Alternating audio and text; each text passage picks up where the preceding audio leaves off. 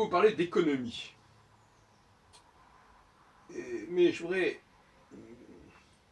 commencer cette causerie en insistant sur le fait que la véritable interdisciplinarité ne consiste pas, à partir d'un domaine que l'on connaît, à récupérer ce que d'autres domaines fournissent, mais à pouvoir conduire des recherches dans différents domaines parallèlement.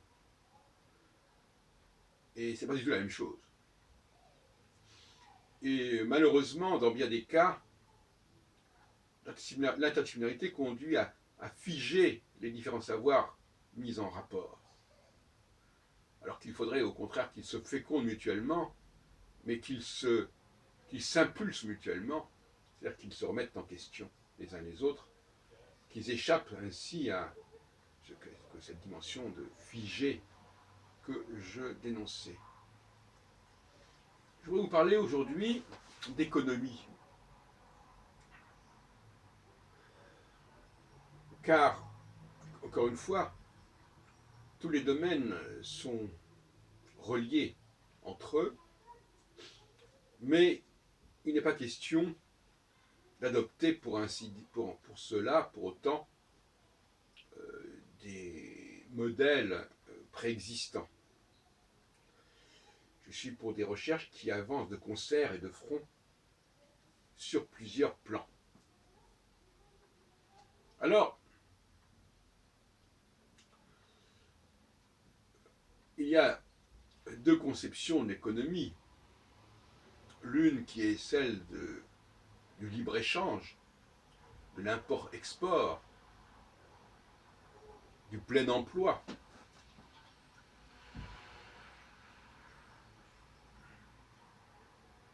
Et l'autre qui est avant tout une économie de l'exportation des produits et de l'importation de la main-d'œuvre.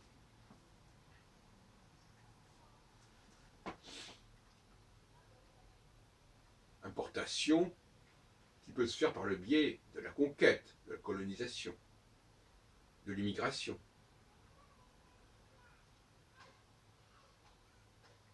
Un pays qui émigre, qui a une forte population qui va émigrer ailleurs, est un pays qui est en décadence.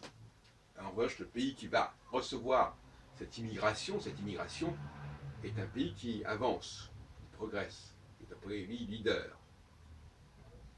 Donc, en fait, le facteur d'importation et d'exportation des êtres humains, y compris dans le cas d'ailleurs de la traite des Noirs, est un critère essentiel, dont on ne parle pas suffisamment. Car souvent, quand on parle de l'immigration, on n'en parle pas en termes d'importation. Et quand on parle d'émigration, on n'en parle pas en termes d'exportation. Un pays qui va exporter sa population humaine est un pays en crise.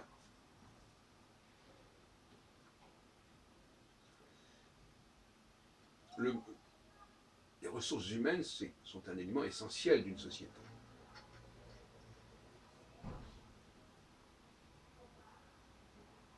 Alors, en revanche, je suis opposé à la notion d'importation de produits.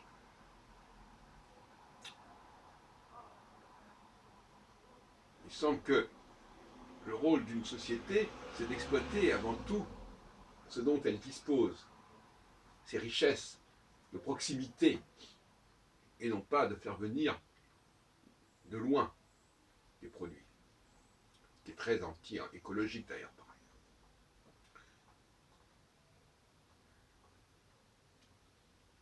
La démographie est donc un enjeu important.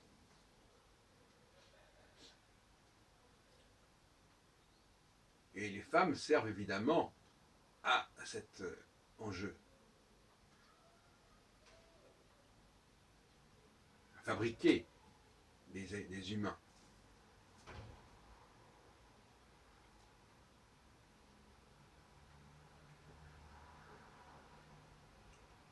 faut comprendre que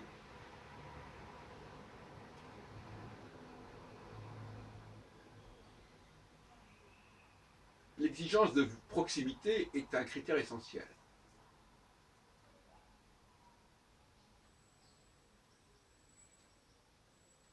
Il faut être beaucoup plus à l'affût de ce qui se passe autour de soi, dans le temps et dans l'espace.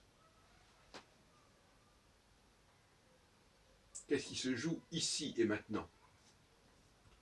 Et trop souvent, et quand j'emploie le mot jouer, je sais ce que je dis, trop souvent on va écouter des choses qui se sont jouées musicalement notamment, et pas seulement, dans un autre temps et dans un autre espace. Écouter du Beethoven aujourd'hui, par exemple, ça n'est pas sérieux, car c'est un autre temps et c'est un autre espace, puisque Beethoven n'appartient pas, même s'il a pu être à Paris quelque temps, n'appartient pas au monde français et qui n'appartient pas à notre siècle. C'est une évidence.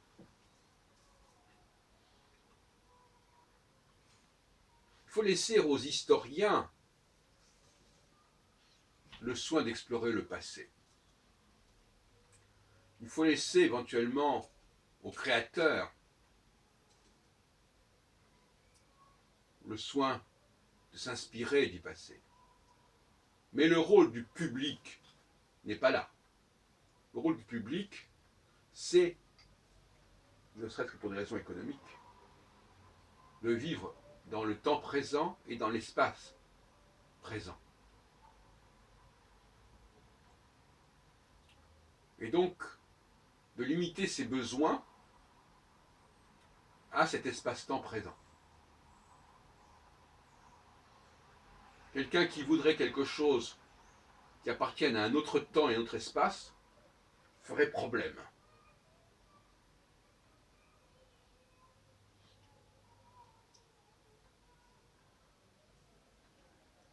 Voilà ma philosophie économique.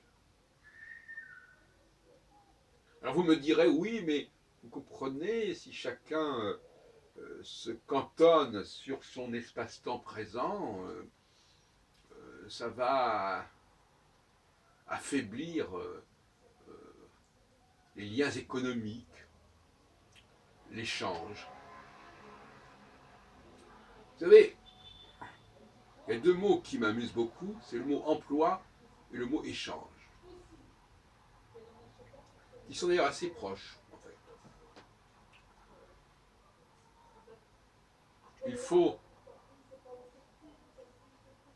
employer les gens, mais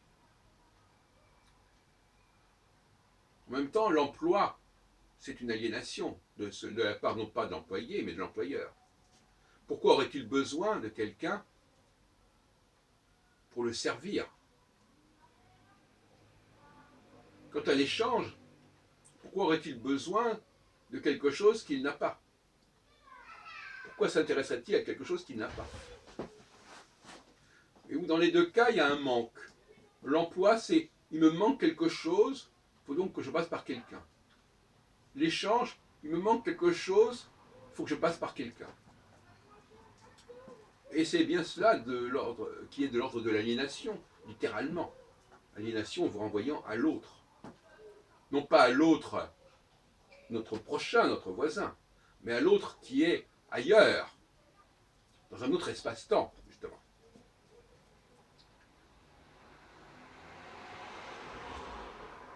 En revanche, comme je le disais tout à l'heure, je ne vois pas d'inconvénient à importer du personnel humain.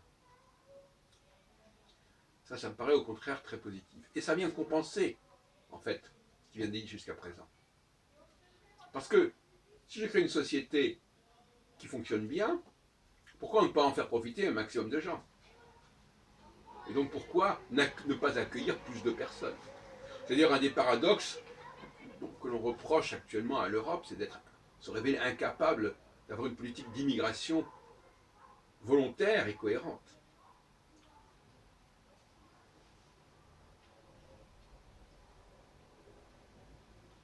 L'immigration, ou la démographie, ou la conquête, ou l'annexion, c'est ce qui permet de forger des empires.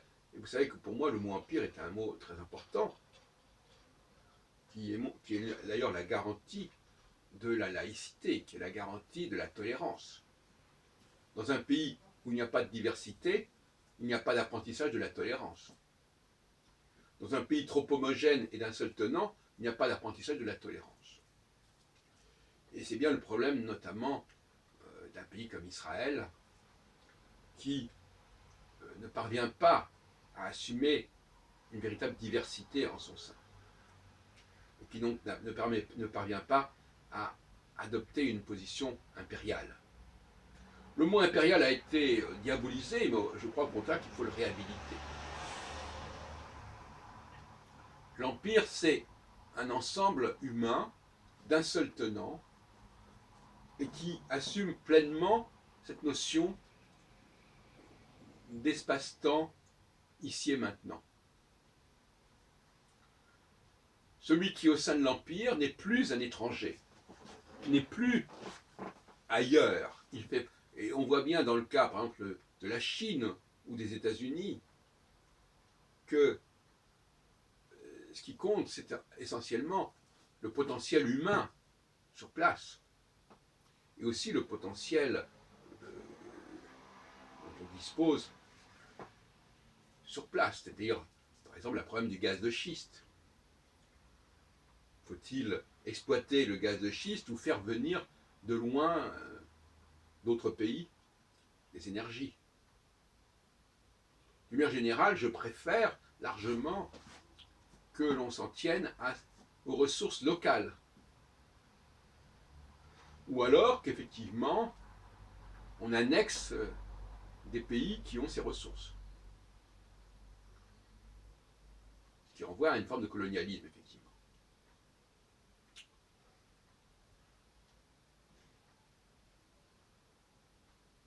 Ce qu'il faut éviter à tout prix, c'est de dépendre d'une autre entité extérieure. Ce qui voudrait dire qu'on n'est pas capable de trouver en soi-même la nourriture, la ressource nécessaire. Ça me paraît un signe de faiblesse flagrant.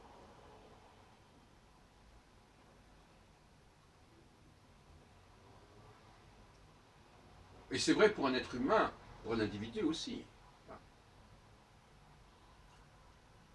Il doit être capable d'avoir des besoins qui correspondent à l'espace-temps immédiat. Des besoins, au lieu d'aller à je ne sais pas combien de kilomètres écouter des choses d'un autre temps et d'un autre espace, il faut qu'il prenne connaissance, qu'il s'informe de ce qui est autour de lui. C'est ce que d'ailleurs permet Internet. Il vous dit, voilà, il y a telle et telle activité dans l'environ, dans les environs. Je suis pour une économie de l'environ. C'est-à-dire d'une prise de conscience de l'environnement, de la richesse de l'environnement, ici et maintenant.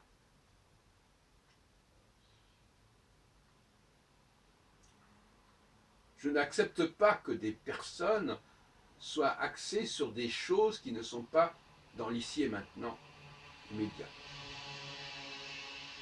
Je serais assez d'accord pour interdire carrément ce genre d'importation, ne serait-ce qu'au niveau de la musique classique, par exemple. La musique classique, ou même par exemple le cinéma classique, les musées, les cinémathèques, tout cela c'est un autre espace-temps. Même s'il faut admettre qu'effectivement on puisse trouver de l'inspiration dans sa propre histoire, dans l'histoire de son propre pays, jusqu'à un certain point. Mais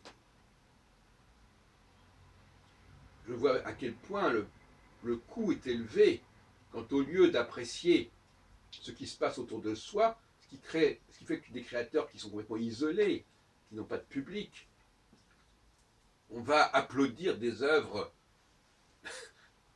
adulées depuis des siècles. Avant-hier, j'étais à un concert. On nous dit voilà, nous allons vous jouer le trio de Mozart qui a été composé à la fin du XVIIIe siècle, et 230 ans.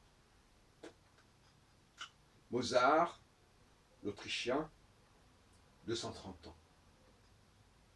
Je sais pas, moi ça me fait rêver. Au lieu d'écouter les gens d'aujourd'hui. Alors cela dit, ces femmes qui jouaient, ce trio féminin qui jouait, la Cité internationale des arts,